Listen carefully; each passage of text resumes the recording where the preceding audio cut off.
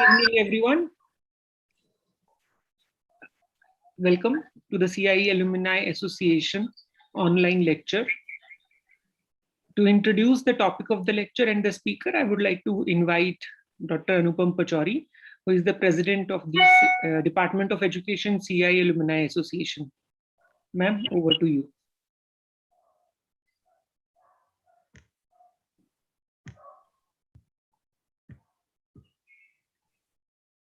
Thank you विकास।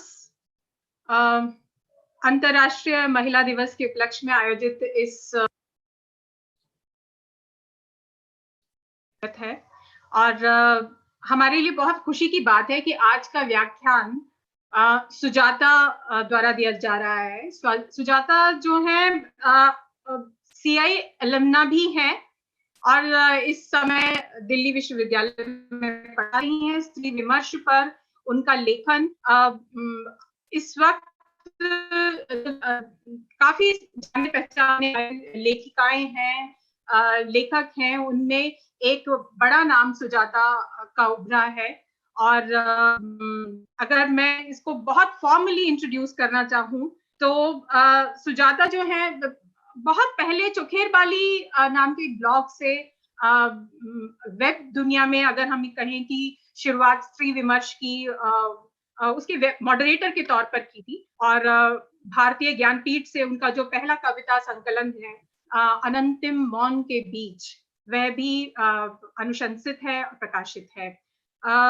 हाल फिलहाल में स्त्री विमर्श पर काफी लिखना हो रहा है। एक उपन्यास भी सुजाता का आया है 1/2, जिसको राजकमल ने प्रकाशित किया। तो कुछ समय पहले जब हम बात कर रहे थे, CIE अलुमनाई एसोसिएशन ने कामगारों के जो कंसर्न्स हैं उन पर बातचीत जारी रखना एक अपना महत्वपूर्ण उद्देश्य बनाया। हम किन विषयों पर बात करेंगे तो उसमें कामगारों के जो विषय हैं, चाहे वो शिक्षकों से जुड़े हों, महिलाओं से जुड़े हों, अन्य समूहों से जुड़े हों, उनको हमने जोड़ा।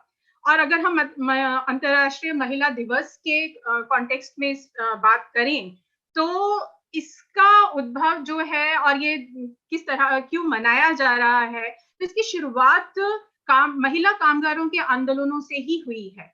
तो इस बात को भी समझना हमारे लिए जरूरी है कि किस तरह से जो उद्देश्य है, एक बड़ी बहुत पुराना इतिहास रहा है।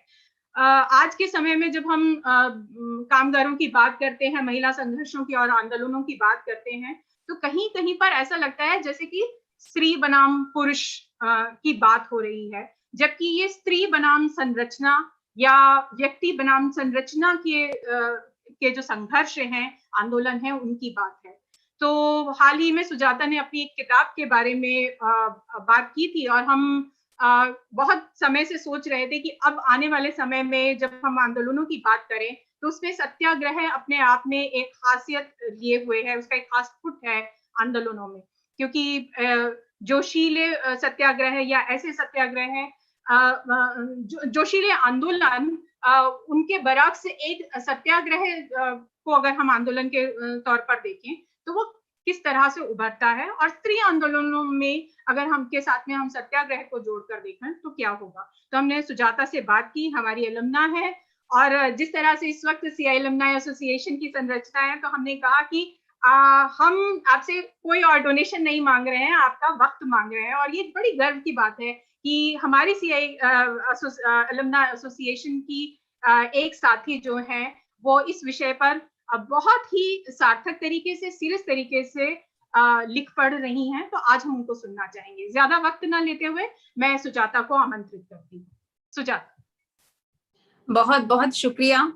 मेरी आवाज साफ सुनाई दे रही होगी। ये बहुत ही पिछले साल भर का ये डायलॉग है। मेरी आवाज साफ आ रही होगी। मेरी आवाज आ रही है, आप तक पहुंच रही है, आप मुझे सुन मेरी आवाज पहुंच रही है, तो मेरी आवाज पहुंच रही है। आप सब भी आवाज उठाइए, ये आवाजें दूर तक पहुंचे तो अच्छा है। सबसे पहले तो बहुत बहुत बधाई और शुभकामनाएं अंतर्राष्ट्रीय महिला दिवस की आप सबको, हम सबको। ये विषय जब मुझे अनुपम जी ने बताया तो कहा कि इसमें कुछ मॉडिफिकेशन करना है, तो मैंने कहा नहीं, ये बहुत अच्छा है, स्त्री आंदोलन और सत्याग्रह। और एकदम से ये विषय मुझे इतना अपील किया और मुझे लगा कि हाँ, इस तरह से हमको सोचना चाहिए सत्याग्रह के साथ जोड़कर, क्योंकि सत्याग्रह की बात हम जब भी करते हैं तो हम गांधी के कॉन्टेक्स्ट में उसको याद करते हैं, इस टर्म को, अहिंसा और सत्याग्रह को। तो इसे स्त्री आंदोलनों के साथ रख के देखना चाहिए। और एक नजर जब इतिहास की तरफ मुड़कर देखती हूँ मैं, तो दिखाई देता है ये कि दरअसल स्त्रियों के जो आंदोलन रहे हैं वो सत्याग्रह से ही शुरू होते हैं, इसी अहिंसा को लेकर शुरू होते हैं। इसके साथ ये बात जोड़नी बहुत जरूरी है कि क्योंकि गांधी के संदर्भ में हम सत्याग्रह का नाम लेते हैं, अहिंसा शब्द का नाम लेते हैं, तो ये सत्याग्रह और अहिंसा है क्या, ये सत्याग्रह का टूल क्या है? जैसा कि हम लोग जानते और पढ़ते हैं, हमें लगता है कि सत्याग्रह का टूल जो है, ये जो औजार बनाया गया आंदोलन का, ये गांधी जी ने बनाया था। बिल्कुल सही बात है, उन्होंने ये नाम दिया था इस पूरी टेक्निक को, इस पूरे तरीके को जो आंदोलन करने का तरीका है। लेकिन ये था क्या? देखिए, बहुत सिंपल, बहुत साधारण शब्दों में समझने की कोशिश करें तो आपके सामने एक सत्ता है और वो सत्ता बेहद शक्तिशाली है, लगभग निरंकुश जैसी। आम व्यक्ति, साधारण व्यक्ति उससे जूझ नहीं सकता, टकरा नहीं सकता। उसके पास केवल इतनी ताकत है, उसके पास केवल आत्मबल है, जिससे वो सत्ता को केवल ये कह सकता है कि अपनी शक्तियों का इस्तेमाल नैतिक तरीके से करो। हम सत्ता को केवल इस बात के लिए मजबूर कर सकते हैं कि वो अपनी शक्तियों का प्रयोग नैतिक तरीके से करे। ये गलत है जिस तरह से वो प्रयोग हम पे कर रहे हैं।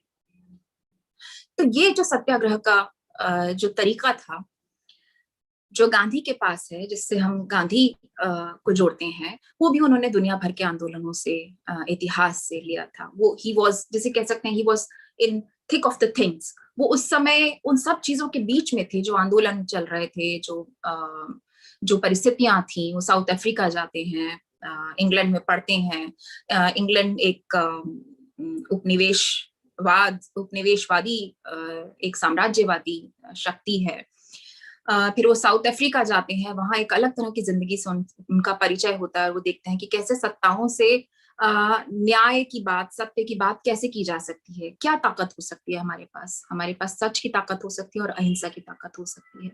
हम हथियार लेकर एक बड़े समूह को अपने साथ नहीं जोड़ सकते। सोचकर देखिए कि अगर सबको कहा जाता कि तलवारें लेकर निकल आइए, हम तो युद्ध पे, लाम पे जा रहे हैं आज, तो आप बड़ी संख्या में, बहुत बड़ी संख्या में जनता को अपने साथ नहीं ला सकते। केवल अहिंसक आंदोलन ऐसी चीज है जिसमें आप एक बड़े समुदाय को अपने साथ जोड़ सकते हैं। न्याय की शक्ति, न्याय की ताकत, सत्य की ताकत को लेकर ही हम एक बड़े समुदाय को अपने साथ जोड़ सकते हैं। तो गांधी ने जब अपना पहला ये जो अहिंसक प्रयोग किया, उसके बाद वो सोच रहे थे कि क्या टर्म, क्या शब्द इस टेक्निक को, इस तरीके को देना चाहिए। अपने अखबार में उन्होंने इसके लिए ये पूछा भी लोगों से कि आप बताइए कि इसके लिए क्या एक उपयुक्त शब्द होना चाहिए। और तमाम उनके पास प्रस्ताव आए, जिसमें सत्याग्रह उन्होंने खुद चुना। सदाग्रह भी एक शब्द आया, लेकिन उनको लगा कि सत्याग्रह एक सबसे उपयुक्त शब्द है। तो ये जो सत्याग्रह था, ये शक्तिशाली सत्ता को एक आम व्यक्ति की एक चुनौती था। सत्य का आग्रह, न्याय का आग्रह। और स्त्रियों के तमाम आंदोलन जो हैं दरअसल इसी से जुड़ते हैं, इसी से शुरू होते हैं। उनके सामने तो न केवल, जैसे अभी अनुपम जी ने कहा ही कि हमारा जो संघर्ष था, जो स्त्रियों का संघर्ष था, वो किसी पुरुष के खिलाफ, किसी एक व्यक्ति के खिलाफ नहीं है। दरअसल वो पूरी संरचना के अन्याय के खिलाफ है। जो सत्ताओं में और संरचनाओं में जो निहित भेदभाव है, वो उसके खिलाफ है। तो एक सत्ता वो है जो बाहर है, एक सत्ता उनके घर में भी थी, पितृसत्ता का एक रूप जो उनके घर में भी है। तो इन दोनों से उन्हें एक साथ जूझना था, एक साथ चकराना था। वो ऐसा संघर्ष है जिसमें उनके सामने जो खड़े हुए लोग हैं, जो स्त्रियों के सामने खड़े हुए लोग हैं, वो उनके अपने ही भाई हैं, अपने ही पिता हैं, अपने ही घर के लोग हैं। ऐसे लोगों के सामने आप बार बार तलवार नहीं उठाते युद्ध करने के लिए।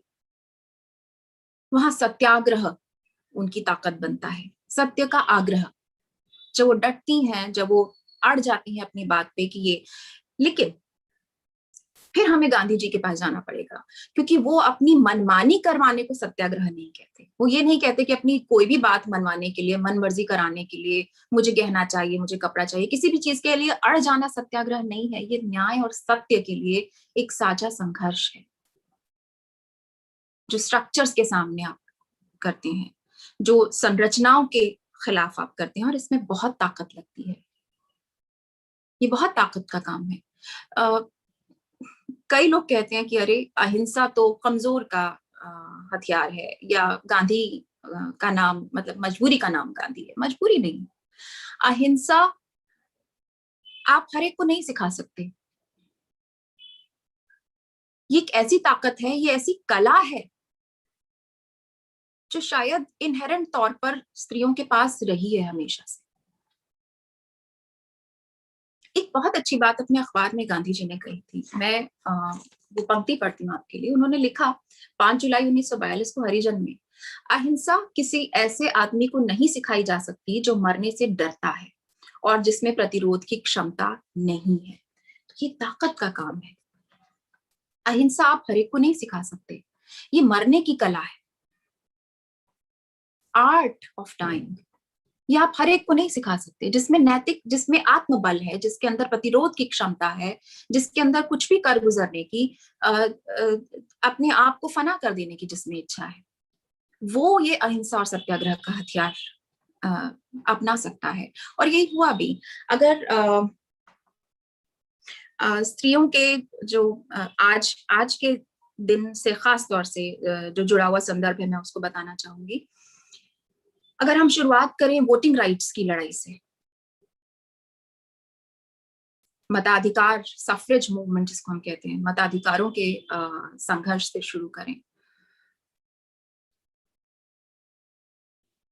तो देखिए कि सरकारों ने सभी सिटीजन्स को कहा, ये अमेरिका का संदर्भ में ले रही हूं, कि अमेरिका ने आजादी जब हासिल की, डिक्लेरेशन ऑफ फ्रीडम, उसमें गुलाम काले लोगों और औरतों के पास वोटिंग राइट्स नहीं थे। एक बड़े गृह युद्ध से, सिविल वॉर से अमेरिका गुजरता है, और उसी दौरान, उसी के आसपास स्लेवरी वाला जो मूवमेंट है, उसको, स्लेवरी को अबॉलिश करने वाला जो मूवमेंट है, वहीं से कहीं ये स्त्रियों के अधिकारों की, ये जो मताधिकार की बात है, वो स्वयं वहां से शुरू होता है। आप देखिए कि सामने खड़ी हुई जो संरचनाएं हैं, उन्होंने आपको सिटीजन तो माना कि जो संविधान है अमेरिका का, वो सब सिटीजन्स के अधिकारों की रक्षा करेगा, लेकिन ये नहीं माना कि सभी सिटीजन वोट भी दे सकते हैं, औरतें भी वोट दे सकती हैं। तो इन्होंने क्या किया? इन्होंने गोष्ठियां करनी शुरू की। डिक्लेरेशन ऑफ सेंटिमेंट्स 1848 में निकाला गया, जिसमें तय किया गया, एक टूल किट बनाया गया कि ऐसे ऐसे हम लोग कार्यक्रम करेंगे, ऐसे ऐसे हम गोष्ठियां करेंगे, और इस तरह से हम लोग पर्चे निकालेंगे, इस तरह से छापेंगे, और ये एक कार्यक्रम तैयार होता है कि हम, तो ये जो सत्याग्रह था, ये जो न्याय की ताकत थी कि हाँ, हम भी सिटीजन हैं इस देश के, हम भी समान अधिकार हैं, हमारे पास भी हैं, और हमारे पास भी सरकार को बनाने का, एक निर्णय की प्रक्रिया में शामिल होने का हमारे पास हक होना चाहिए। एक नारा भी निकला, नो टैक्सेशन विदाउट रिप्रेजेंटेशन। अगर हमको रिप्रेजेंटेशन ही नहीं है सरकार में, तो आप हमसे टैक्स किस नाते मांग रहे हो? तो ये तमाम बहसें उस समय की ज्वलंत बहसें स्त्रियों के बीच में बन गई थी। और एक समय ऐसा आता है जब दुनिया की तमाम स्त्रियां इसमें एक होना शुरू कर देती हैं। जब 20वीं शताब्दी का उभार होता है, तब दुनिया की तमाम औरतें इसमें एकजुट होती हैं, और एक मूवमेंट ऐसा होता है जिसको हम सफ्रेजिस्ट मूवमेंट जिसको बोलते हैं, वो, उसमें मिलिटेंसी भी शामिल होती है। वहां तक मैं बाद में जाऊंगी। मैं केवल इस शुरुआती समय की, जिस समय ये जो सफ्रेज मूवमेंट शुरू हो रहा है और महिलाओं ने वोटिंग राइट्स की बात कहना शुरू की है, उसमें एक महत्वपूर्ण नाम, सूजन बी एंथनी का नाम लेना चाहूंगी। सत्याग्रह से जोड़कर मैं उनकी बात कहूंगी। वे अखबारें निकालती हैं, वे लिखती हैं, और एक दिन 14वां जो अमेंडमेंट है अमेरिकी संविधान का, जिसके हिसाब से सभी नागरिकों के अधिकारों की रक्षा की जाएगी, वो उसका हवाला देती हैं, सभी उस अमेंडमेंट का हवाला देती हैं और वो वोटर्स की लिस्ट में अपना नाम लिखवाती हैं। और जिस दिन वोटिंग हो रही है अमेरिका में, वो वोट डाल भी आती हैं। ये 1871 की बात है। वोट डाल आती हैं तो ये एक कानूनी अपराध बन जाता है। और वो अकेली नहीं, उनके साथ 15-20 और औरतें थी जिन्होंने ये काम किया था। ये एक अपराध बन जाता है। उनकी गिरफ्तारी होती है, उन सभी महिलाओं की गिरफ्तारी होती है और सूजन बी एंथनी को कहा जाता है कि आप इतना जुर्माना दीजिए और छूट जाइए। बाकी सभी महिलाएं जुर्माने पे छूट जाती हैं। सूजन बी एंथनी मना कर देती, मेरे पास मैं इस अनजस्ट जुर्माने को मैं नहीं दूंगी। और जब आप ये पढ़ते हैं इतिहास, तब आपको एकदम से याद आता है गांधी कि नहीं, ये अनजस्ट है, ये अन्यायपूर्ण जो जुर्माना है, ये मैं नहीं दूंगा। आप याद करिए अभी प्रशांत भूषण ने अभी जब 1 रुपया उनको देकर छोड़ दिया जाए वाला जो पूरा किस्सा है, हम लोगों ने सबने कहना शुरू किया कि अरे देखिए ये गांधीगिरी अभी भी जीवित है। तो पीछे जाकर इतिहास में देखिए तो स्त्रियों के इतिहास में, उनके संघर्षों में, उनके आंदोलनों में कितनी सारी ऐसी चीजें हैं जो सत्याग्रह से जोड़ती हैं उसको। उन्होंने मना कर दिया कि ये मैं जुर्माना दे ही नहीं सकती हूँ, ये एकदम अनजस्ट है। और उनको गिरफ्तार किया गया, उन पर मुकदमा चलाया गया। और मैं उनका बहुत मशहूर भाषण है वो जो उन्होंने कोर्ट में दिया, मैं उसका केवल एक हिस्सा जो है वो पढ़ना चाहूंगी।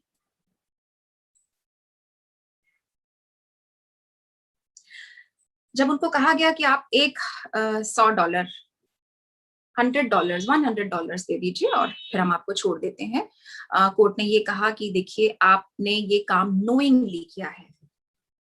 अगर आपने अननोइंगली किया होता तो फिर भी आपको छूटने का ग्राउंड था, लेकिन आपने ये नोइंगली किया है। आप जानती थी कि औरतों को हक नहीं है वोट डालने का, लेकिन आपने जाके वोट डाला। तो आपने ये क्योंकि जानते बूझते किया है, तो जुर्माना तो आपको देना पड़ेगा। कोई भी कोर्ट, कोई भी अदालत आपको इस मामले में गिल्टी ही साबित करेगी। तो जब वो पूरी बहस चल रही है, उसमें बहुत काम की बातें कहती हैं, बहुत जरूरी मजेदार बातें हैं जो आपको जाननी चाहिए। ये जुर्माने के पॉइंट पर आके वो जो एक बात कहती है, मैं केवल उसको आपके लिए पढ़ रही हूँ। वो कहती है, may it please your honour, I shall never pay $1 of your unjust penalty. All the stock in trade I possess is 10,000 debt incurred by publishing my paper, The Revolution, 4 years ago, the sole object of which was to educate all women to do precisely as I've done. Rebel against your man-made, unjust, unconstitutional forms of law that tax, fine, imprison and hang women, while they deny them the right of representation in the government. And I shall work on with might and main to pay every dollar of that honest debt, but not a penny shall go to this unjust claim. And I shall earnestly and persistently continue to urge all women to the practical recognition of the old revolutionary maxim that resistance to tyranny is obedience to God. आप जब गांधी को पढ़ते हैं तो आपको लगातार इसी तरह की बातें याद आती हैं। गांधी तमाम शास्त्रों से उदाहरण देते हुए और हिंदू धर्म के कोर तक पहुंचते हुए ये बात कहते हैं कि नहीं, अहिंसा जो है वो बहुत बड़ी ताकत है। और वो अहिंसा कायर की अहिंसा नहीं होती, वो अहिंसा उसकी है जिसके अंदर ये आत्मबल है, जो कोर्ट के सामने खड़े होके ये कह सके कि देखिए मेरे ऊपर ये अखबार चलाने का $10,000 का कर्जा है, मैं इसको चुकाने के लिए एक एक पाई किसी भी तरह से दूंगी। वो अखबार, जिस अखबार को मैं इसलिए चला रही हूँ ताकि मैंने जो काम किया है वोट डाल के, वही मेरे जैसी तमाम औरतें करें, वो भी एजुकेट हों। और ये सत्याग्रह के लिए प्रोत्साहित करना है, जो मैंने किया वो तमाम औरतें करें, इसमें कुछ गलत नहीं है। इस देश का नागरिक होने के नाते उनको हक है वोट डालने का। तो मैं इस कर्ज को चुकाने का जो अखबार को चलाने के लिए मुझ पर पड़ा है, मैं इसको चुकाने के लिए मैं इसकी पाई पाई चुकाऊंगी, लेकिन ये जो अनजस्ट पेनल्टी मुझ पे डाली गई है, ये इसका एक भी पेनी मैं नहीं दूंगी। क्या होता है इसका? कोर्ट फिर भी नहीं मानता है कि आप गिल्टी नहीं है, उन्हें गिल्टी ही माना जाता है। लेकिन जिस तरह से 1 रुपया लेके प्रशांत भूषण को छोड़ दिया गया, ऐसे ही फाइनली जब वो मना करती हैं, ये बात बढ़ती जाती है आगे। कोर्ट अपनी तमाम चीजें कहता है, जैसे लंबे लंबे हजारों हजारों पन्ने के किसी कोर्ट केस में वर्डिक्ट लिखते हैं जज वगैरह, ऐसे ही हजारों हजारों पन्ने लिखे जाते हैं। लेकिन इस केस में क्योंकि वाकई उन्होंने ऐसा कुछ नहीं किया था, तो उनको कोई सजा नहीं।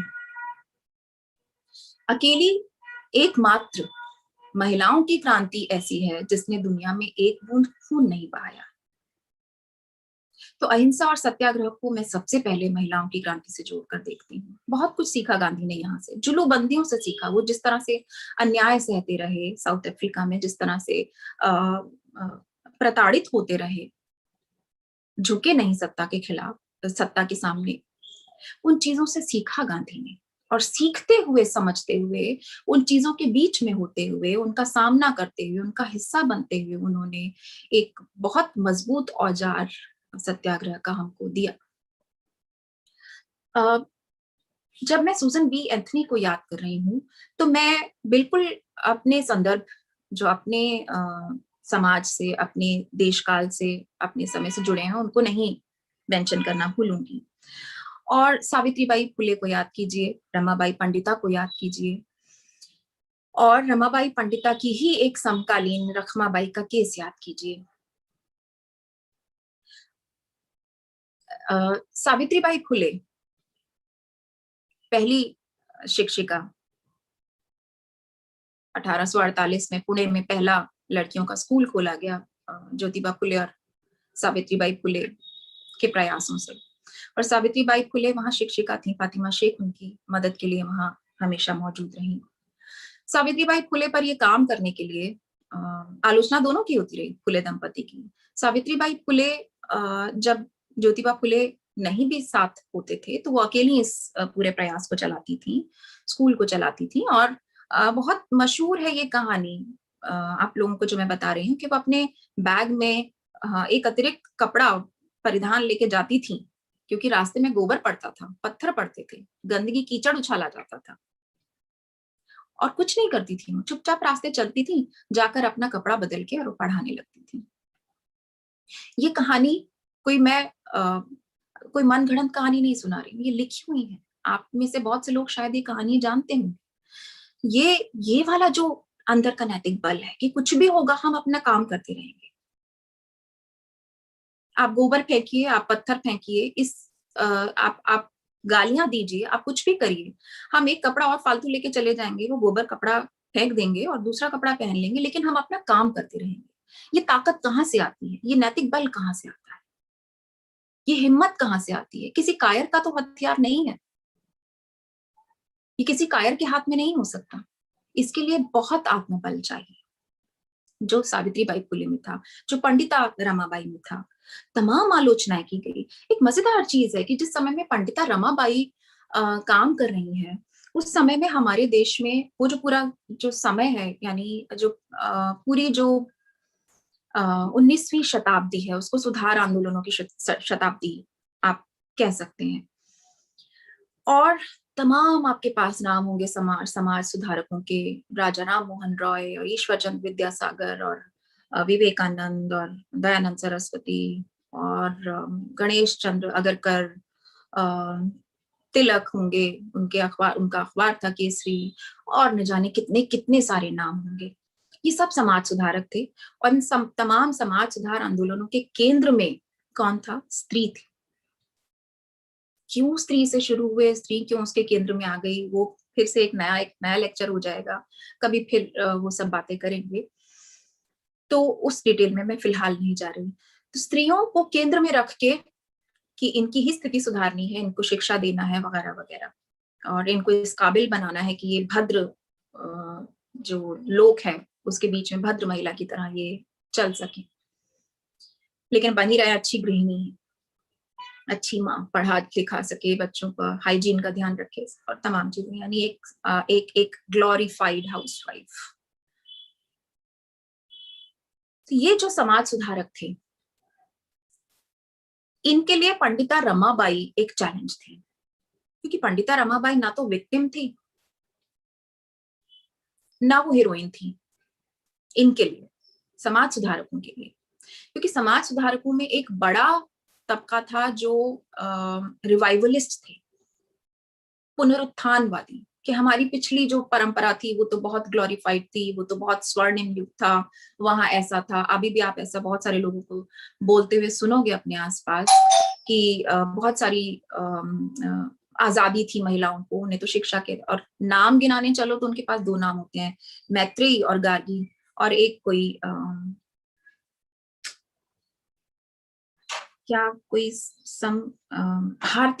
भारती नाम, मंडन मिश्र की पत्नी, ऐसे करके उनका नाम आता है। ये 3 नाम मैंने तो जितने लेक्चर्स पिछले दिनों में इस तरह के सुने, उनमें ये अक्सर ये 3 नाम और एक ये वर्जन की हमारा पिछला समय तो बहुत ही ग्लोरीफाइड था, बहुत ही स्वर्णिम काल था। ये केवल बीच में मुगलों के आने के बाद तो स्त्रियों की स्थिति खराब हो गई, वरना तो वो बहुत अच्छी स्थिति थी। बड़ी अजीब सी बातें हैं। और क्योंकि मैंने ये कह दिया तो अब मुझे एक और बात याद आ गई, मैं उसको भी साथ में बता देती हूँ। जब अगर सारा दोष मुसलमानों पे, अगर सारा दोष जो है मुगलों पे डाला जा रहा है, तो मुझे ये बात कहना जरूरी लग रही है जब मैंने इसको बोल दिया है तो, कि जिस समय पर सती प्रथा को बैन पर प्रतिबंध लगाया जा रहा था, प्रतिबंध लगा दिया गया था, उस समय ऐसा नहीं था कि 1829 में सती प्रथा पर बैन लग गया तो उसके बाद सती प्रथा एकदम मतलब प्रतिबंधित ही हो गई, उसके बाद कुछ हुआ ही नहीं, उसके बाद सबने चुपचाप उस कानून को मान लिया ना। इस पर फिर से अदालतों में, अंग्रेजों की अदालत थी, अंग्रेज जज थे, उनके पास फिर भी हिंदू जो सवर्ण पुरुष थे वो एक पत्र लेके गए, जिस पत्र में, प्रपत्र में, जिस अर्जी में, जिस चिट्ठी में कह लीजिए, उन्होंने लिखा कि जितना आप हमारे समाज में दखल दे रहे हैं ना, इतना तो कभी मुसलमानों ने भी नहीं किया था। राधा कुमार की किताब है हिस्ट्री ऑफ डूइंग, उसमें इसके संदर्भ हैं, आपको मिल जाएंगे वो संदर्भ, पूरा वो चिट्ठी उसमें दिया हुआ है जो उन्होंने हिंदू सवर्ण पुरुषों ने कोर्ट के सामने पेश किया था और कहा था कि ये सब हमें मंजूर नहीं है, ये सब हरकतें मत कीजिए, इतना तो दखल अंदाजी कभी मुसलमानों ने, मुगलों ने हमारे कानूनों में नहीं की, हमारे समाज में नहीं की। तो सती प्रथा पे बैन हुआ तो ये नहीं कि वो बहुत शांति से उसको स्वीकार कर लिया गया और उस पर कोई बात ही नहीं हुई, फिर से उसको कभी अच्छी सती कह दिया गया, कभी कुछ कभी कुछ। खैर, ये फिर से एक अवान्तर प्रसंग की ओर ले जाएगा, तो मैं वापस लौटती हूँ अपने विषय पे। तो इन तमाम जो रिवाइवलिस्ट थे और जितने भी रिफॉर्मिस्ट थे, इनके बीच में पंडिता रमाबाई एक तरह से चुनौती की तरह थी, क्योंकि वो उनकी दृष्टि में कोई ऐसी हीरोइन नहीं थी जो भारतीय संस्कृति के लिए बिल्कुल अपनी मतलब अटल हो। वो क्वेश्चन कर रही थी, वो प्रश्न कर रही थी, सवाल कर रही थी उस सत्ता से, जो सत्ता वो अपनी किताब हिंदू स्त्री का जीवन, हाई कास्ट हिंदू विमेन, जो उन्होंने अंग्रेजी में लिखी थी,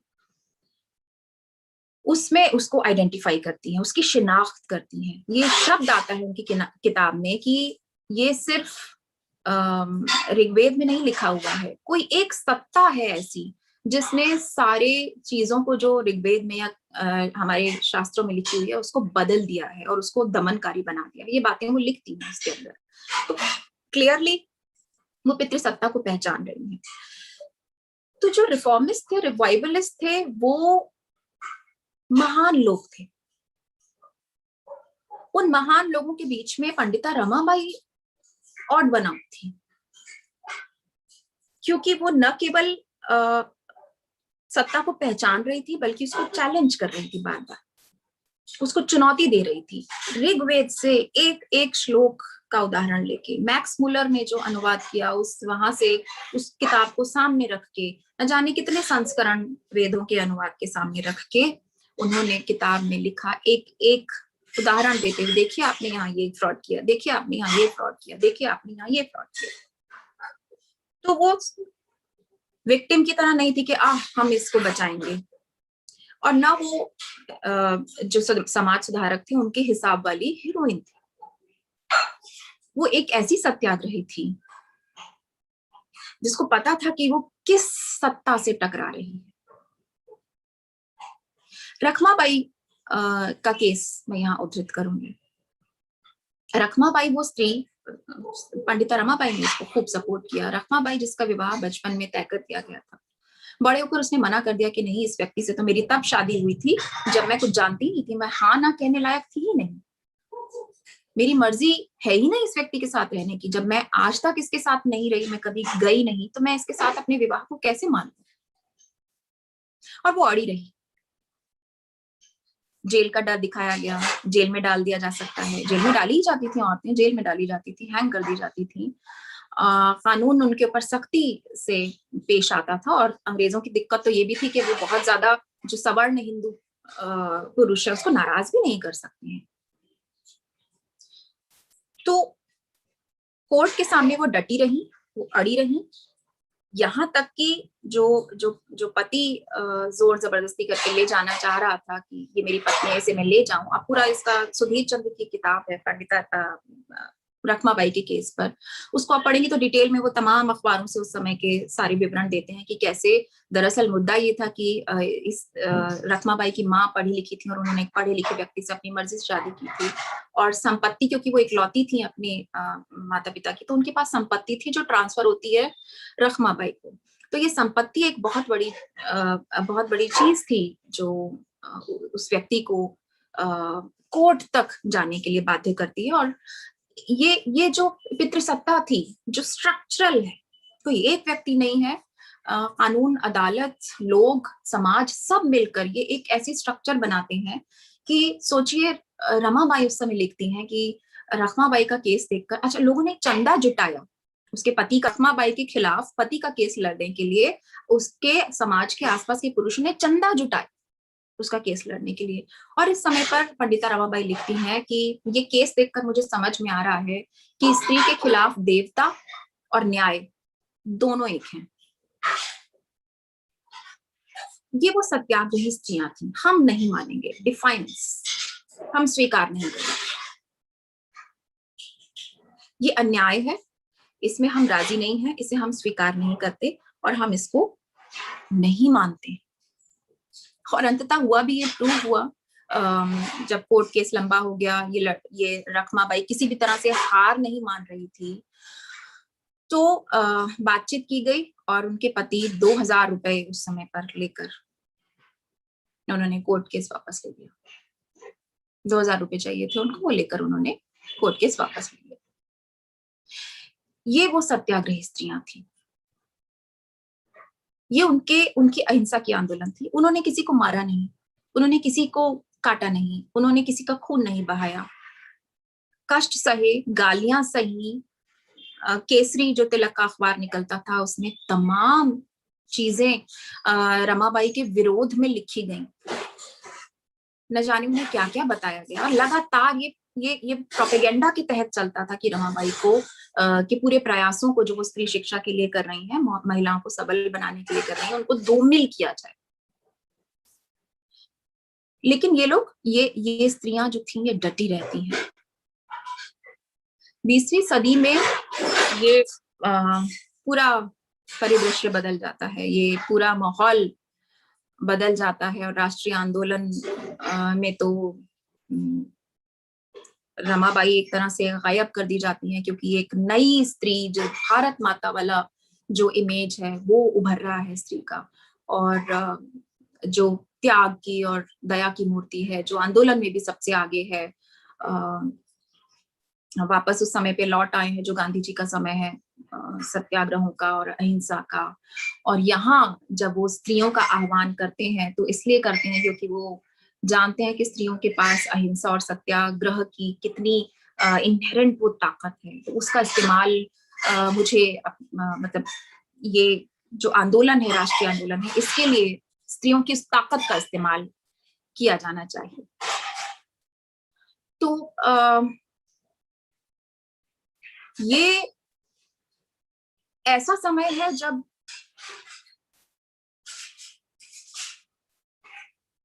जो ये कहना चाहिए कि ये जो पितृसत्ता से लड़ने की का जो ये जुनून जो था, पितृसत्ता को पहचान के उससे टकराने का, स्ट्रक्चर से टकराने का ये जो जज्बा रमाबाई में और रखमाबाई में, ऐसी स्त्रियों में था, ये एकदम बदल जाता है, इसका रुख बदल जाता है। जैसे ही वो गांधी के सत्याग्रह और आंदोलनों के साथ कोई चीज मिलती है, वहां स्त्री सबसे आगे। आप देखेंगे गांधी के सत्याग्रहों में, 1 मिनट का मुझे,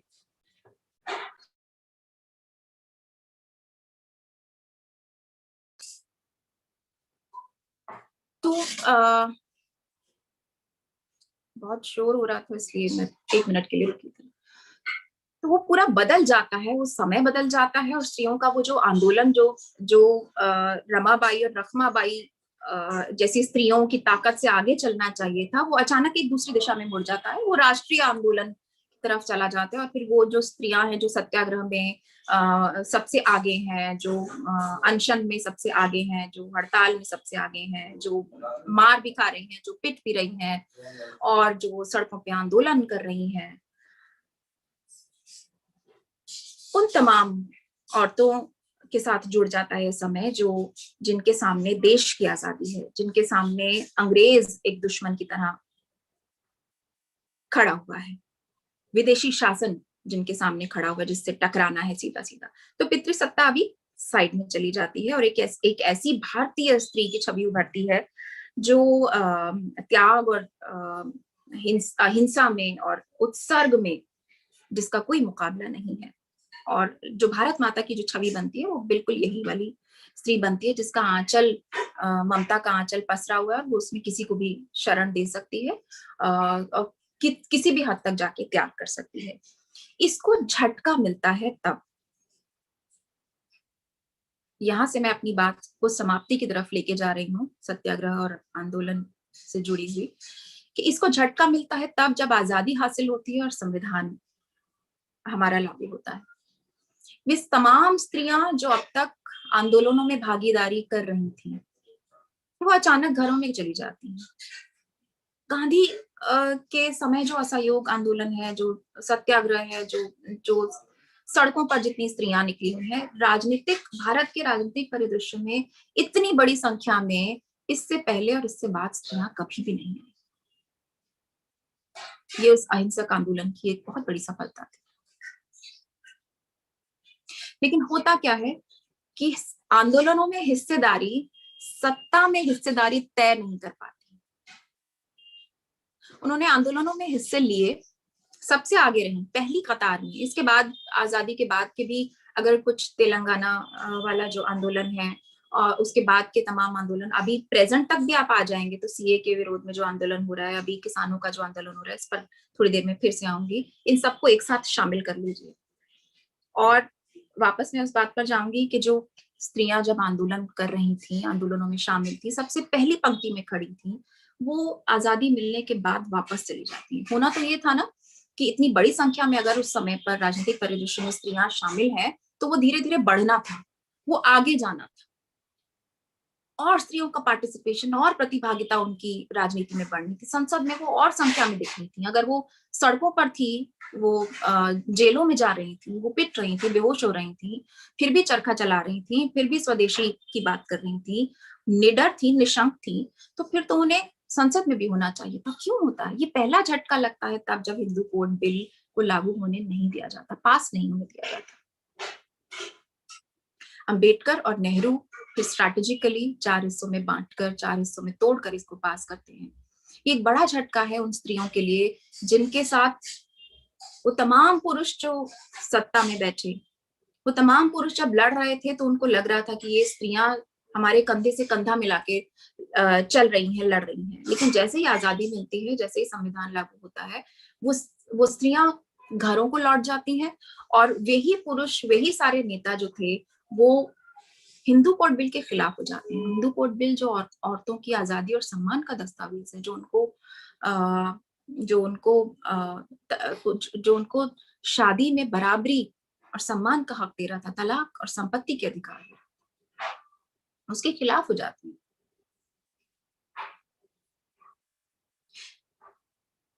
तो ये एक बड़ा झटका है कि आंदोलनों में सबसे आगे रहने वाली स्त्रियां, जेलों में सबसे आगे जाने वाली स्त्रियां, पिटने, बेहोश हो जाने, सड़क पे गिर जाने वाली, चिल्लाने वाली, नारे लगाने वाली, एक एक लोगों को जागृत करने वाली जो स्त्रियां हैं, अखबारों में लिख रही थी, पत्रिकाओं में लिख रही थी।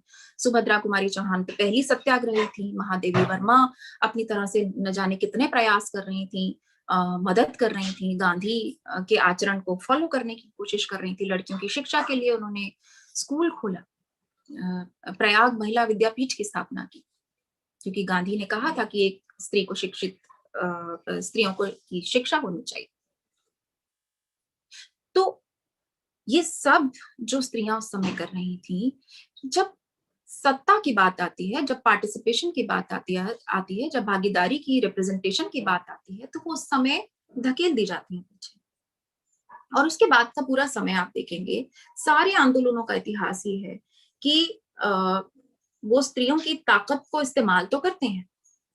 जितने कम्युनिस्ट मूवमेंट होते हैं उनका भी ये जो इतिहास है वो भी इसी के जैसा सिमिलर इतिहास है। उसमें भी यही है कि आंदोलनों में वो सबसे आगे है। जब मार्च निकलेगा, जब जुलूस निकलेगा, तो स्त्री शक्ति सबसे आगे है। और ये स्त्री शक्ति जो है, ये जब डिसीजन मेकिंग होगा तो आप रात के 9 बजे मीटिंग करेंगे ताकि वो लौट आ नहीं पाए। आप ऐसी जगह मीटिंग करेंगे जहां वो चल के पहुंच नहीं सके, इतनी दूर चले मीटिंग करेंगे।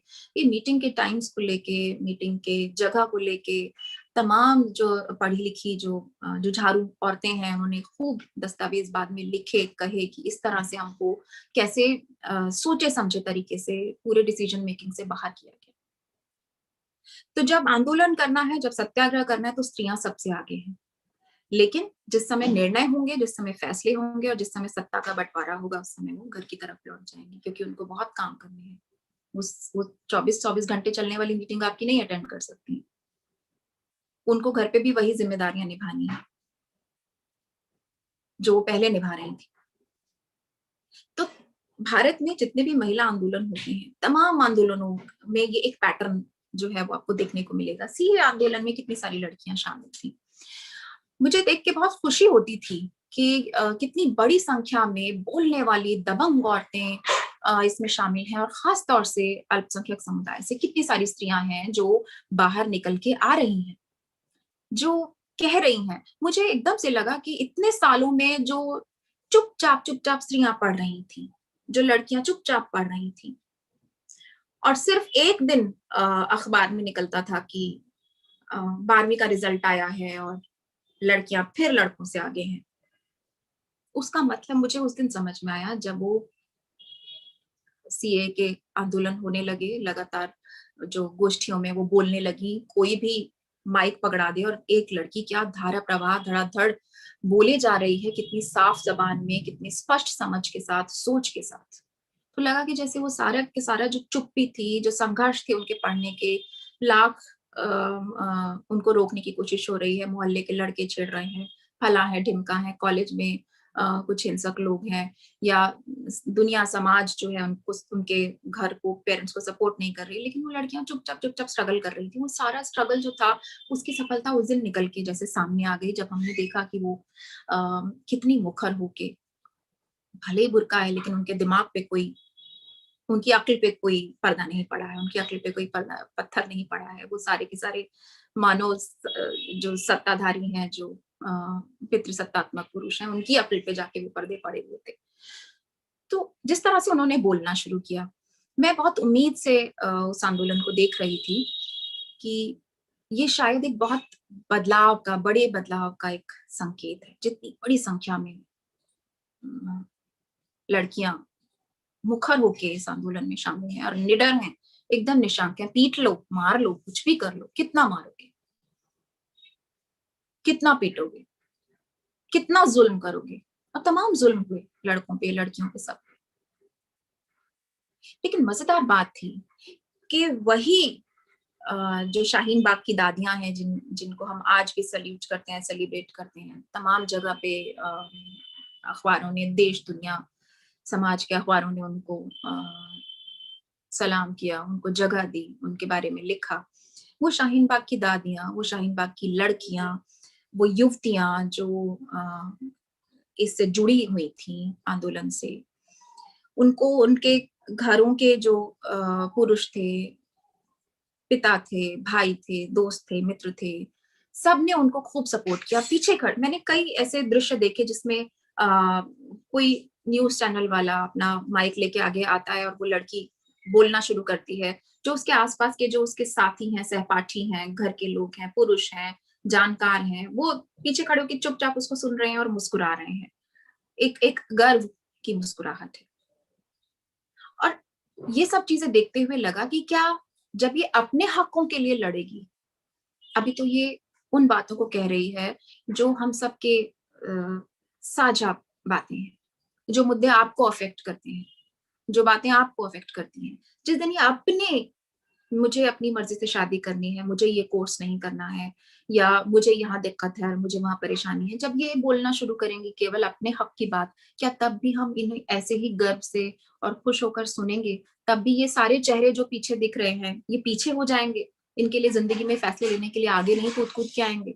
क्या वाकई ऐसा होगा? अगर ऐसा हो तो बहुत अच्छा है, क्योंकि हमारे तमाम आंदोलनों का ये इतिहास रहा है कि आगे किया गया महिलाओं को, महिलाओं ने जोर शोर से बढ़ चढ़कर अपना मुद्दा समझ के, चाहे वो स्लेवरी हो, चाहे वो ब्लैक्स का मूवमेंट हो, चाहे वो सीए आंदोलन हो, चाहे वो किसानों का आंदोलन हो, उसमें तमाम आंदोलनों में महिलाएं बढ़ चढ़कर भाग ले रही। अभी टाइम मैगजीन पर आपने देखा होगा, उसके फ्रंट कवर पे महिला किसानों की जो तस्वीर छपी है, ये एक रिकॉग्निशन है, ये सम्मान दिया जाना है उनकी उस प्रतिभागिता को। इस किसान आंदोलन में पहली बार व्यापक स्तर पे मैंने ये बात होते देखी जो अभी तक नहीं देखी थी, कि किसान सिर्फ मेल नहीं है, महिला किसान भी है, उन्हें भी किसान माना जाए। व्यापक स्तर पे इस किसान आंदोलन ने ये बड़ा परिवर्तन किया कि हमारे बीच में उस धारणा को तोड़ा कि हम किसान से सिर्फ एक पुरुष को किसान न समझें। किसान औरतें भी किसान हैं। जब वो ट्रैक्टर चला के आ रही हैं और उन्होंने दावे के साथ अपनी बहुत पुरजोर तरीके से अपनी बातों को सामने रखा, जब उन पर टॉन्ट किए गए, कसे गए कि ये इतना रुपया लेके बैठी हैं, या ये फला है, या ये ढिमका है, या ये भाड़े पे लाई गई है, तमाम चीजों का उन्होंने जोर शोर से जवाब दिया, वही जो शाहीन बाग में। और अभी भी ये देखना बाकी है कि क्या ये समाज में वो परिवर्तन लाता है कि जब औरतें अपने मुद्दों पर इतनी बड़ी संख्या में निकलेंगी कि हमें 33% रिजर्वेशन संसद में क्यों नहीं दिया जा रहा है, या ये मुद्दा है, या क्यों इतने कड़े लॉज होने के बावजूद 2 साल की बच्ची हो या 80 साल की स्त्री हो, उसका रेप हो रहा है, क्यों नहीं उस पर कार्रवाइयां हो रही हैं, क्यों sexual harassment at work place अभी भी चल रहा है, और क्यों उन मुद्दों को दबा दिया जा रहा है? तो क्या वो अपने मुद्दों पे जब अपनी बातें कहने के लिए इसी तरह से सड़कों को घेर लेंगी, जब वो इसी तरह से बड़े बड़े हुजूमों में निकल के आएंगी, तब भी क्या हमारा समाज ऐसे ही मुस्कुराता हुआ पीछे खड़ा होकर उनको देखेगा और जगह देगा कि तुम बोलो, मंच देगा, माइक देगा? ये एक बड़ा सवाल हमारे सामने है, क्योंकि अब तक देखा हमने यही है कि जब वो बड़े जो पॉलिटिकल जो मूवमेंट्स होते हैं उनमें स्त्रियां बढ़ चढ़ कर भाग लेती हैं, और जैसे ही वो मूवमेंट खत्म होते हैं वो वापस अपने घर की देहरी के अंदर चली जाती हैं। तो ये इस सवाल के साथ, इस ऑब्जर्वेशन के साथ, और इस बात के साथ कि जो सत्याग्रह और अहिंसा की जो ताकत औरतों के पास है, उसका इस्तेमाल विशेष रूप से हमारे अपने संदर्भों में एक बड़े व्यापक स्तर पे होना अभी बाकी। हम अभी तक साक्षी नहीं हुए हैं एक व्यापक स्त्रियों के आंदोलन के बड़े स्तर, पश्चिम में हुए, दूसरे देशों में हुए, अमेरिका में हुए, इंग्लैंड में हुए। हम उनके उदाहरण देते हैं, हम बताते हैं ये फर्स्ट वेव है, ये सेकंड वेव है, ये थर्ड वेव है। हमारे यहाँ स्त्रियां राष्ट्रीय आंदोलन में साथ रही, शराबबंदी के आंदोलन में रही, वो सीए आंदोलन में आप उनको देख रहे हो, वो किसानों के आंदोलन में है। मुझे पूरी उम्मीद है कि आगे भी कोई और इसी तरह से कोई भी तबका जो अपने लिए खड़ा होगा, अन्याय के खिलाफ खड़ा होगा, औरतें उसमें बढ़ चढ़ कर भाग लेंगी। लेकिन मैं चाहती हूँ कि हमारे समाज में ये चेतना पैदा हो, स्त्रियों के भीतर ये चेतना पैदा हो कि जब वो अपने लिए खड़ी होंगी, तब भी वो डिमांड करेंगी इसी सपोर्ट की, इसी प्यार की और इसी शाबाशी की जो उन्हें अब मिल रही है, जब वो किसानों के साथ खड़ी हैं, जब वो सीए के खिलाफ खड़ी हैं, जब वो स्टूडेंट्स के साथ खड़ी हैं, जब वो और बाकी सामाजिक मुद्दों पर अन्याय के खिलाफ खड़ी हुई हैं। तो ये एक बड़ा और व्यापक सत्याग्रह औरतों का मेरे हिसाब से अभी ड्यू है, जो होना चाहिए, जिसको देखने के लिए मैं अपनी पूरी जिंदगी इंतजार करूंगी। बहुत बहुत शुक्रिया आप सभी का।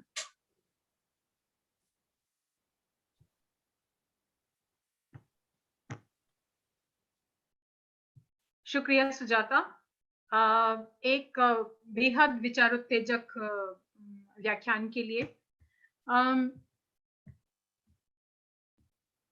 फिर से हम उसी बात को जोड़ना चाहेंगे कि ये जो स्त्री बनाम पुरुष का संघर्ष नहीं है, बल्कि स्त्री या व्यक्ति बनाम संरचना का संघर्ष है।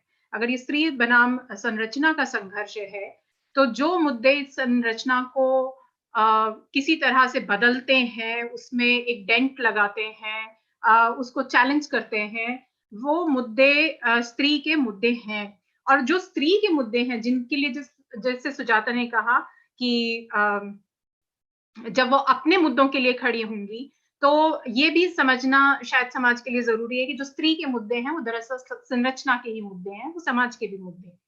तो जब स्त्री संघर्ष कर रही है, वो सिर्फ अपने लिए नहीं कर रही है, तो वो संघर्ष जो है समाज और संरचना के लिए भी है। इसके साथ ही अब हम इनवाइट करेंगे क्वेश्चंस को, क्योंकि टेक्निकल रीजंस की वजह से हमने यहाँ पर सबको म्यूट किया हुआ है। तो अगर आप अपने प्रश्न चैट बॉक्स में लिखेंगे तो बहुत सुविधा रहेगी सुजाता के लिए, क्योंकि वो चैट बॉक्स से सीधे पढ़ पाएंगी आपके प्रश्न, और हम बहुत समय यहाँ पर फिर हमें उसको मैनेज करने के लिए, मॉडरेट करने के लिए नहीं गंवाना पड़ेगा। तो आपके जो प्रश्न हैं कृपा करके उन्हें चैट बॉक्स में लिखें।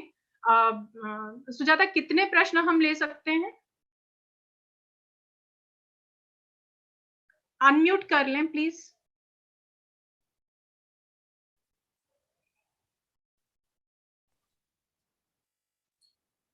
दो तीन सवाल तो ले ही सकते हैं, मुझे लगता है समय एक था, दो तीन सवाल ले सकते हैं। 2-3 सवाल ले सकते हैं। तो आप अपने प्रश्न यहाँ पर लिख सकते हैं।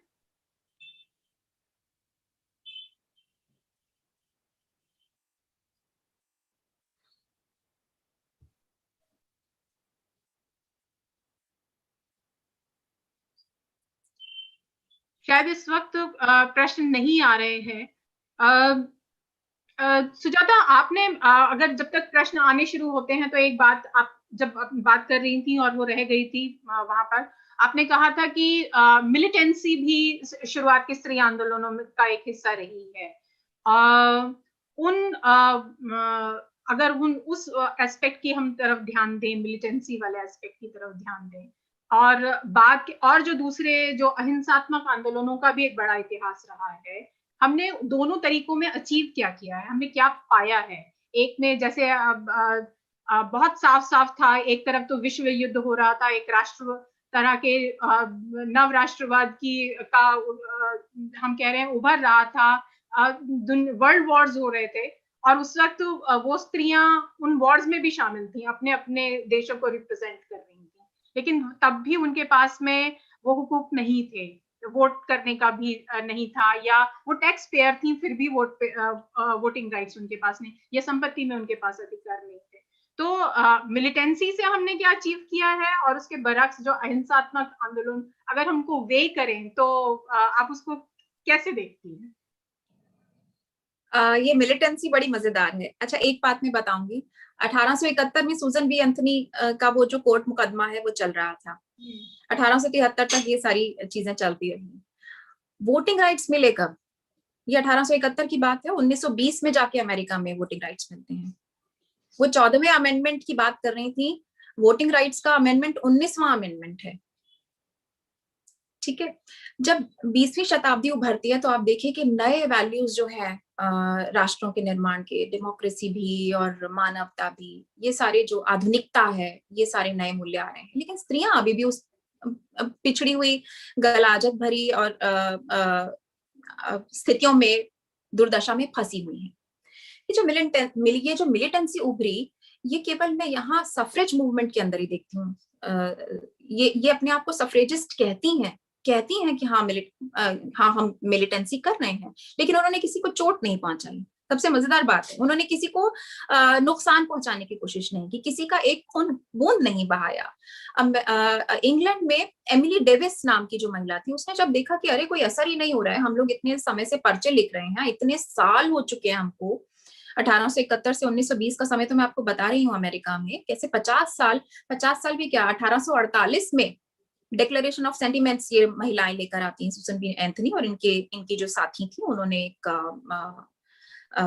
सेमिनार किया था जिसमें ये बात कहती हैं कि हमें वोटिंग राइट्स चाहिए। तो लगभग 100 साल का आप मानिए कि वो इतिहास है, 100 साल से वो सिर्फ कह रही हैं। तो किसी भी आंदोलन में एक छोटा सा जो एलिमेंट होगा वो मिलिटेंसी का आ ही जाता है। बहुत बहुत नेचुरल है, क्योंकि एक लंबा समय हो गया धीरज का, वो नहीं हो रहा है। तो औरतें कहती हैं कि war is the only language man understand. तो हम शीशे तोड़ेंगे, हम दीवारें पेंट कर देंगे, पेंट फेंक देंगे, हम सड़कों पे लिख देंगे।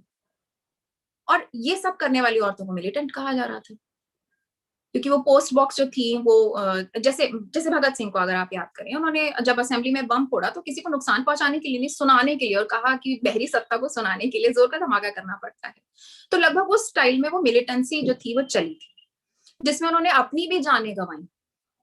एमिली डेविडसन ने तो बाकायदा ये काम किया था। जब इंग्लैंड में जब घुड़सवारी हो रही थी, तो जो किंग था वो उसके घोड़े के सामने आ गई कि किसी तरह से तो मीडिया देखे कि हम क्या चाह रहे हैं। वो बैनर लेके, सफरेजिस्ट मूवमेंट का वो बैनर लेके वो उसके सामने आ गई कि इस समय किंग पर सारे कैमरे हैं दुनिया भर के, इसी तरह से वो काश मुझे भी देख लें। और उस दुर्घटना में उसने जान गंवाई। जब वो हॉस्पिटल पहुंची घायल होकर बुरी तरह से, तो उसको लानतें भेजती हुई चिट्ठियां देश के पुरुषों ने भेजी थी। तो मिलिटेंसी थी। और ये मिलिटेंसी ऐसा नहीं कि यही केवल उसका मुख्य जो था वो रूप था। इसके पीछे एक बड़े लंबे समय का धैर्य था, एक लंबे समय की प्रतीक्षा थी जिसने निराश किया था उनको। और ये हर आंदोलन में आप देखेंगे कि लंबे समय तक जो धैर्य चलता है, जो प्रतीक्षा की जाती है, उसमें एक हिस्सा ऐसा निकल के आता है जिसमें निराशा भरने लगती है, जिससे लगता है कि नहीं, ऐसे हमारी बात सुनी नहीं जाएगी। और ये मिलिटेंसी वो वाली मिलिटेंसी नहीं है जिसको हम आतंकवाद कहते हैं। आज तक स्त्रियों का कोई आतंक उस तरह से दुनिया में नहीं बन पाया है। जो फीमेल डोमिनेंस है वो केवल मर्दों की कल्पना है, कोई फीमेल डोमिनेंस कहीं नहीं है। तो जो पाया है उस मूवमेंट से, उसको बिल्कुल उसी तरह से देखिए कि वो जो सत्याग्रही आंदोलन था औरतों का, जो लंबे समय तक उनकी धैर्य और प्रतीक्षा थी, वो उसका कहीं एक प्रस्फुटन था। उनको लगा कि शायद ये तरीका हो सकता है कि हमें अपनी बात जोर से हम अपनी बात सुना सकते हैं। और हुआ, उसके बाद उसका असर हुआ। उसका असर ये हुआ कि बड़ी संख्या में औरतें उसके साथ जुड़ना शुरू हुई। 15,000 औरतों ने सड़क पे मार्च किया अमेरिका में 1908 में, जो लॉन्ड्री जो कपड़ा मिलों में जो लॉन्ड्री में काम कर रही थी। इंग्लैंड में हड़ताल की महिलाओं ने, तो वो सड़कों पे उतरी, वो सड़कों पे निकली, और इस मिलिटेंसी ने शायद उनको भी जगाया। ये जो उन्होंने अटैक्स किए, ये जो उन्होंने दुकान के शीशे फोड़ दिए, या जो उन्होंने पोस्ट बॉक्स उड़ा दिए, ये जो छोटे छोटे काम जिसको मिलिटेंसी कहा जा रहा है उन्होंने किए, ये शायद उनको खुद को भी जगाने के लिए थे। तो बहुत बड़ी संख्या में औरतें साथ आना शुरू हुई। और ये मिलिटेंसी कोई स्वभाव नहीं था, कोई नेचर नहीं था इस आंदोलन का। ये ऐसा नहीं है कि यही इसी तरह से कैरी ऑन हुआ। ऐसे होता तो शायद कोई स्त्री आंदोलन लंबा नहीं चलता कभी भी। बहुत खूब। मुझे लगता है कि अब हम इसको यहीं पर विराम देना चाहेंगे, लेकिन उसके पहले 2-3 बातें जो हैं, जब हमने सुजाता शायद चैट में कुछ कमेंट्स आए हैं, आप जब तक उन्हें पढ़ें तब तक मैं अपनी बात पूरी करती हूँ। तो जब बात हो रही थी कि 8 मार्च को हमें एक आयोजन करना है और जो लोग इस मुद्दे पर लिख पढ़ रहे हैं उन्हें बुलाना है। तब हमारे एग्जीक्यूटिव की मीटिंग, सीआई एलुमनाई एसोसिएशन की एग्जीक्यूटिव मीटिंग में हमारे रिसर्च स्कॉलर्स की तरफ से एक प्रस्ताव आया कि जो स्कॉलर्स स्त्री मुद्दों पर लिख पढ़ रहे हैं, विमेन एजुकेशन पे, गर्ल चाइल्ड एजुकेशन पे जो लोग काम कर रहे हैं और सीआई के रिसर्च स्कॉलर्स हैं, उनके प्रेजेंटेशंस, उनकी भी बात हम जोड़ें 8 मार्च को। और उनमें से कई रिसर्च स्कॉलर्स अब प्री सबमिशन की स्टेज पर हैं, तो 8 मार्च उनके लिए बहुत जल्दी था, नहीं तो हम इसको एक बड़े वेबिनार के तौर पर भी 2 अलग-अलग सत्रों में ऑर्गेनाइज करते। तो अब तय ये हुआ है कि 20 तारीख को शाम 4-5 बजे के बीच में हम एग्जैक्ट डे आपको समय बता देंगे। हम फिर मिल रहे हैं और इस वक्त उस 20 तारीख को हमारे 4 रिसर्च स्कॉलर्स जो स्त्री शिक्षा, बालिका शिक्षा पर कार्य कर रहे हैं, अपने थ्योरेटिकल फ्रेमवर्क्स प्रस्तुत करेंगे, क्योंकि फाइंडिंग्स पर बात होती है, लेकिन उन फाइंडिंग्स तक पहुंचने के लिए किस तरह के फ्रेमवर्क का उन्होंने इस्तेमाल किया है, उस तक वो कैसे पहुंचे, क्या चैलेंजेस रहे और किस तरह से उस फ्रेमवर्क को मददगार मानते हैं अपने जब डेटा कलेक्शन की बात करते हैं, अपने सवालों को उत्तर जो है उन्हें उनको समझने की उस संदर्भ में समझने का प्रयास करते हैं। तो 20 तारीख को हम मिलेंगे और ये पहला एक मौका है सीआई एलुमनाई एसोसिएशन में, जबकि रिसर्च स्कॉलर्स की तरफ से एक आया प्रस्ताव है और हम इस तरह के प्रस्तावों का अपने एलुमनी जो है उनकी तरफ से स्वागत करते हैं कि अगर वो कोई ऐसा इवेंट ऑर्गेनाइज करना चाहते हैं तो वो हमारी टीम से संपर्क कर सकते हैं। साथ में मैं शुक्रिया अदा करना चाहूंगी सबसे हमारे जो साथी हैं, विकास बेनीवाल सेक्रेटरी हैं और हमारे जो मैनेजिंग टीम है उसके सदस्य हैं, वाइस प्रेसिडेंट्स हैं हमारे डॉक्टर विजेंद्र सिंह चौहान, डॉक्टर सावित्री सिंह, साथ में हमारे जनरल सेक्रेटरीज हैं डॉक्टर चंदन, डॉक्टर अजीत और हमारी ट्रेजरर डॉक्टर दीपी पाठक। तो इन सबका बहुत बहुत धन्यवाद, क्योंकि पर्दे पर कैमरा के सामने कुछ लोग ही एक समय पर आ पाते हैं, लेकिन पर्दे के पीछे बहुत सारे लोग मिलकर एक किसी भी इवेंट के लिए काम कर रहे होते हैं। अब वापस हम उस चर्चा पर आते हैं। सुजाता के पास में सवाल आए हैं तो वो उन्हें पढ़ें और उत्तर। हाँ, यहाँ एक ही मुझे जो सवाल है वो अभी काम का दिख रहा है और शायद यही है, इसके आगे पीछे और कुछ ऐसा है नहीं। हाँ, ये के पटेरिया जी का जो सवाल है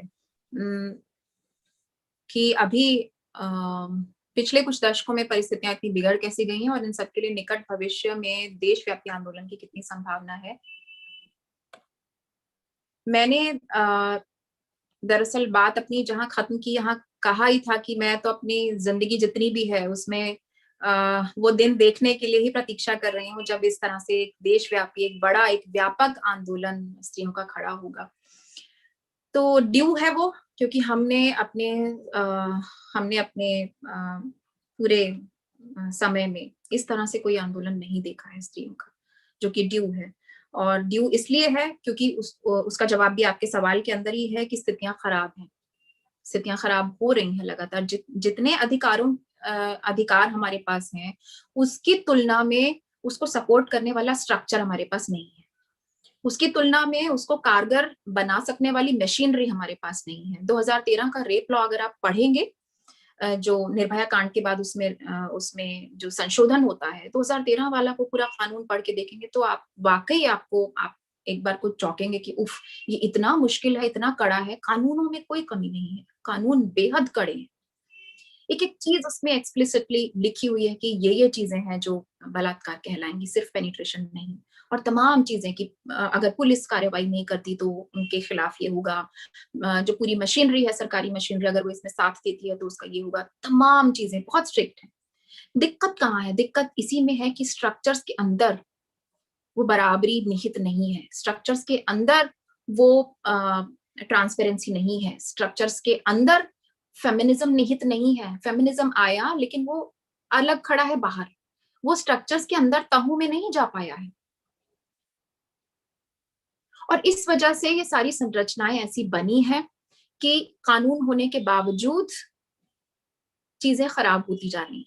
आप देखेंगे पिछले कुछ समय में जो माहौल है वो और बिगड़ता चला जा रहा है। एक ये स्प्रिंग इफेक्ट भी है, जितना ज्यादा औरतें बाहर निकल रही हैं उतना ज्यादा बैकलैश झेल रही हैं, जितना ज्यादा वो मुखर हो रही हैं उतना ज्यादा, आप पूरा सोशल मीडिया देखेंगे उठा के तो किस तरह से गालियां पड़ती हैं, किस तरह से रेप थ्रेट्स आते हैं, बोलने वाली लिखने वाली स्त्रियों को क्या क्या बातें कही जाती हैं, तो वो एक बैकलैश भी है। आपके सवाल को मैं थोड़ा सा और बड़े पर्सपेक्टिव में देखने की कोशिश कर रही हूँ, चाहती हूँ कि मैं उसको थोड़ा सा और वृहद परिप्रेक्ष्य में देखने की कोशिश की जाए। तो मुझे दो कारण दिखाई देते हैं। एक सबसे बड़ी जो चीज है वो है पूंजीवाद, दूसरा है मीडिया, उसको भी हिस्सा समझ लीजिए पूंजीवाद का चाहे तो। जब स्त्री आंदोलन जोर पकड़ते हैं तो वो पूंजीवाद के लिए खतरा होता है। देखिए जो जो जो असल फॉर्म है फेमिनिज्म का, वो उसका सोशलिस्ट वाला जो रूप था, वो पितृसत्ता के लिए बहुत बड़ा चैलेंज था, बहुत बड़ा खतरा था। तो एक मीडिया संचालित बैकलैश पूरे फेमिनिज्म के खिलाफ, पूरे स्त्रीवाद के खिलाफ आप दुनिया भर में देख सकते हैं, जिसमें वो सारी चीजें शामिल हैं, जैसे दुष्प्रचार किया जाना, महिला दिवस को लेके दुष्प्रचार होना, मीडिया में ऐसे लोग हैं जो महिला दिवस पे कुछ भी ऊटपटांग लिख देते हैं, उनको पता ही नहीं है कि ये है क्या। और ऐसा नहीं, ये हमारी प्रॉब्लम है, ये अमेरिका में भी है, ये दुनिया भर में है। और ये जो स्त्रियों की एकजुटता है, इसको लगातार तोड़ने की कोशिश हो रही है। लगातार इसके खिलाफ एक दुष्प्रचार है जो बड़े व्यवस्थित तरीके से चल रहा है। एक ही दिन हमारा क्यों हो भाई, ये तो ढकोसला है एक ही दिन का, हम तो इसे नहीं मानते। ये सारी चीजें आपके अंदर कहाँ से आ रही हैं, जबकि आपको तो इस पे गर्व होना चाहिए। आपको तो महिला दिवस पे को सगर्व बधाई उस पे लेनी भी चाहिए थी, देनी भी चाहिए थी। आपको तो अपने और साथियों को, कलीग्स को बताना चाहिए था कि देखिए ये हमारा इतिहास है, ये हमारी हिस्ट्री है। लेकिन हिस्ट्री राजनीतिक और ऐतिहासिक संदर्भों से स्त्रीवाद को काटा जा रहा है धीरे धीरे। ये है मीडिया का बैकलैश, कि स्त्रीवाद को उसके हिस्टोरिकल और पॉलिटिकल पर्सपेक्टिव से, संदर्भों से, कॉन्टेक्स्ट से काटते चले जाओ। इससे होगा क्या? इससे होगा ये कि फिर आपको लगेगा, फिर किसी भी चीज को आजादी बोल सकते हैं, फिर तो आप चॉकलेट खाने को आजादी बोल सकते हैं, फिर आप सिंदूर लगाने को आजादी बोल सकते हैं, और आगे बढ़ेंगे तो फिर सती होना भी आजादी है, मेरी मर्जी, मैं कर रही हूँ, क्योंकि आपने उसको हिस्टोरिकल और पॉलिटिकल उसके जो संदर्भ है उनसे तो आपने उसको काट दिया है। तो फिर आपको पता ही नहीं है कि नेल पॉलिश लगाना आजादी है या नेल पॉलिश नहीं लगाना आजादी है। तो ये जो पूरा कंफ्यूजन पैदा किया गया है, मुझे लगता है औरतों से ज्यादा कंफ्यूज्ड कोई फ्रेटर्निटी इस समय नहीं है। इतना कंफ्यूज किया जा रहा है मीडिया और पूंजीवाद मिलके कि क्या करें और क्या ना करें, क्या आजादी है, क्या आजादी नहीं है, क्या सशक्तिकरण है, क्या सशक्तिकरण नहीं है। और ये इसीलिए पॉसिबल हो पा रहा है क्योंकि उसको आपने पॉलिटिकल हिस्टोरिकल कॉन्टेक्स्ट से काट दिया है, और इसमें वो सफल हो रहे हैं लगातार। तो हमें क्या करना है इसके लिए? हमको वापस उन्हीं जड़ों की तरफ जाना है, हमको वापस उसको उसके राजनीतिक संदर्भों तक लेके जाना है। हमने जो उसको ए पॉलिटिकल बना दिया है, बहुत सारे लोगों के लिए अपने आप को फेमिनिस्ट कहना इसलिए भी आसान हो जाता है क्योंकि उनको लगता है कि ये कोई ए पॉलिटिकल चीज है, उनको लगता है कि इसके कोई राजनीतिक संदर्भ है ही नहीं, इसमें कोई पॉलिटिकल बात नहीं होती है, ये ए पॉलिटिकल चीज है। तो इसलिए, और ए पॉलिटिकल को तो हर कोई अपना सकता है, तो एक fit to all version feminism का बना दिया गया। इसलिए फेमिनिज्म स्ट्रक्चर से लड़ ही नहीं पाया, वो स्ट्रक्चर्स के भीतर घुस ही नहीं पाया, क्योंकि आपने उसको और कमजोर और कमजोर और कमजोर और इतना कमजोर उसका रूप बना दिया कि छठ पर भी जो औरतें छठ मना रही हैं, वो भी इस बात को कह रही हैं कि अरे हमारी आजादी हम अपनी मर्जी से मना रहे हैं भाई, तो ये हमारी आजादी हुई, तो ये सशक्तिकरण हुआ ना, क्योंकि हमने अपनी मर्जी से किया है। तो ये ट्रिविलाइज करना सारी चीजों को, ये एक बहुत बड़ी चुनौती है इस समय हमारे सामने, जिससे हमको जूझना पड़ रहा है। और यही वजह है कि स्ट्रक्चर्स कमजोर रह गए, बावजूद इसके कि सारे कानून हमारे पास हैं, संविधान में हमारे पास सारी ताकतें मौजूद हैं, फिर भी उसके बावजूद भी फेमिनिज्म को, स्त्री आंदोलनों को जो काम करना था वो अपनी पूरी ताकत से कर नहीं पाए, कि उसके खिलाफ ताकतें बहुत ज्यादा हैं, उसके खिलाफ जो स्ट्रक्चर्स खड़े हैं वे बेहद मजबूत हैं। सुजाता, एक और सवाल है फिरोज का, वो पूछ रहे हैं कि आप चैट बॉक्स में देख लें एक बार, तो साथी में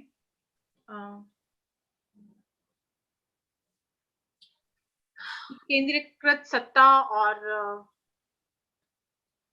विमेन लिबरेशन के बीच में आप कैसे संबंध देख रही हैं?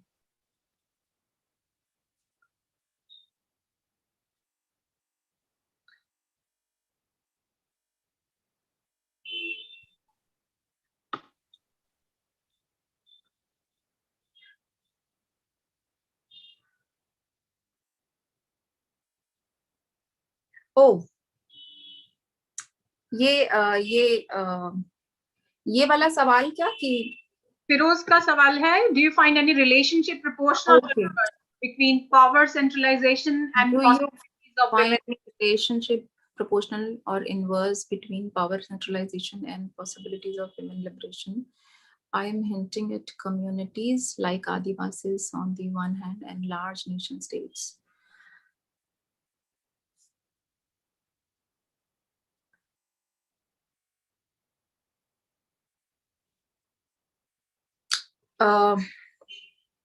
जी फिरोज,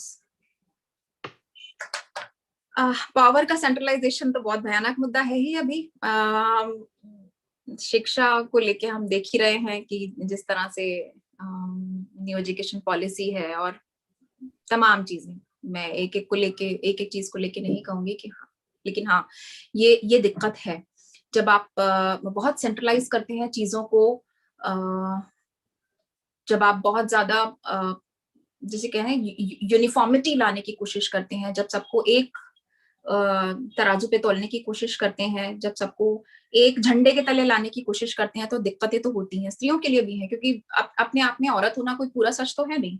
जब तक आपके साथ आपकी जाति का, आपके धर्म का, आपके समाज का, आपके तबके का, आपकी कम्युनिटी का, ये भी सारे सच आपके साथ जब तक नहीं जुड़ते, तब तक एक पूरी आइडेंटिटी नहीं बनती, क्योंकि वो भी सच है, वो भी उतना ही बड़ा सच है। आपने आदिवासी स्त्री की बात की, तो बिल्कुल उसको इसी तरीके से समझना चाहिए। ये जो इंटरसेक्शंस हैं जिन पर औरतें, ये आदिवासी औरतें खड़ी हैं या दलित औरतें खड़ी हैं, जब हम सत्ता का, पावर का, या जो रिलीजियस कॉन्टेक्स्ट में आपने बात की, जब हम ये सारी चीजें करते हैं तो हम उन्हें नुकसान पहुंचाते हैं।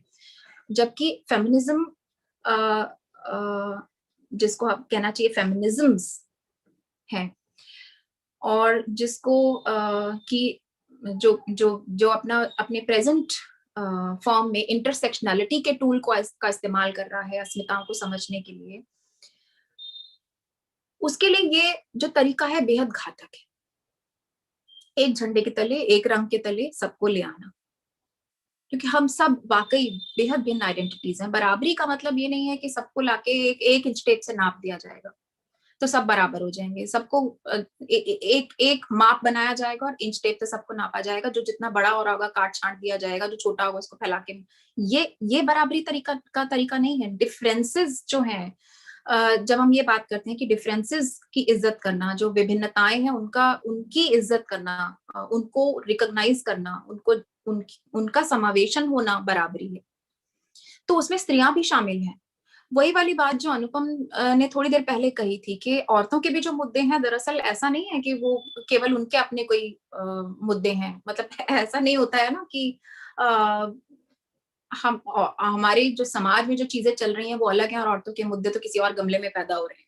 नहीं, वो इसी शरीर का तो हिस्सा है। अगर इस शरीर में कोई दिक्कत है तो वो इस शरीर की प्रॉब्लम है, वो इसी देह का एक अंग है। तो औरतों के जो मुद्दे हैं, उनके जो सवाल और प्रश्न हैं, वो दरअसल पूरे स्ट्रक्चर से जुड़े हुए हैं, वो जाति से भी जुड़े हुए हैं, वो धर्म के जितने सवाल हैं उससे भी जुड़े हुए हैं, वो जो मेजॉरिटी, जो डोमिनेंस है उससे भी जुड़े हुए हैं। तो बिल्कुल ये सारी चीजें एक दूसरे के साथ जुड़ी हुई हैं और इनको अलग अलग नहीं देखा जा सकता है। दरअसल देखने का तरीका यही होना चाहिए, जिस तरह से हम स्त्री मुद्दों पे बात करते हैं, उसको देखने का तरीका यही होना चाहिए कि उसको इसी पॉलिटिकल कॉन्टेक्स्ट में रखे और इसी तरह से हिस्टोरिकल कॉन्टेक्स्ट में रखे उसमें बात की जाए बार बार। ये जो छोटे मोटे मुद्दे हैं ना, छोटी मोटी जो बातें हैं, मतलब छोटे, मैं इसलिए नहीं कह रही हूँ कि वाकई वो छोटे हैं, पर क्योंकि वो इस पूरे अम्ब्रेला के तहत तो आते हैं, लेकिन वो अपने आप में कोई एक बड़ी समस्या नहीं है। वो समस्या का केवल एक या तो प्रतिफलन है या केवल एक हिस्सा है उसका। तो असल जो मुद्दा है वो पॉलिटिकल और हिस्टोरिकल है। शुक्रिया सुजाता। मुझे लगता है कि अब प्रश्न हम यहीं पर रोकेंगे। जी। काफी वक्त हो चला है और आपका बहुत विस्तार से बात करने के लिए, सहजता से बात करने के लिए और सवालों के उत्तर देने के लिए बहुत बहुत धन्यवाद। मुझे लगता है कि इस विमर्श को हम आगे बढ़ा सकेंगे आने वाले समय में, और इंतजार रहेगा कि आप जब इस पर जो नया लिख पढ़ रही हैं स्त्री आंदोलनों के ऊपर, उस पर हमें और कुछ सुनने के लिए, भविष्य में समझने के लिए, पढ़ने के लिए मिलेगा। और साथ ही पुनः आमंत्रण है जो साथी यहाँ आज जुड़े हैं। 20 तारीख को हम फिर से मिल रहे हैं। इतवार का शनिवार का समय रहेगा शाम का, तो 4 से 5 के बीच में हम फिर से मिलेंगे और देखेंगे कि हमारे जो सीआई एलुमनाई एसोसिएशन के जो और मेंबर्स हैं, उनके पास में स्त्री शिक्षा और बालिका शिक्षा पर कहने के लिए किस तरह से वो मुद्दों को समझ रहे हैं। तो इसके साथ ही आप सभी का हमारे साथ जुड़ने के लिए और इसको एक बहुत ही वाइब्रेंट सेशन बनाने के लिए, अपने सवाल होते हैं तब कुछ चैलेंज स्पीकर के लिए भी होता है, तो उसको ले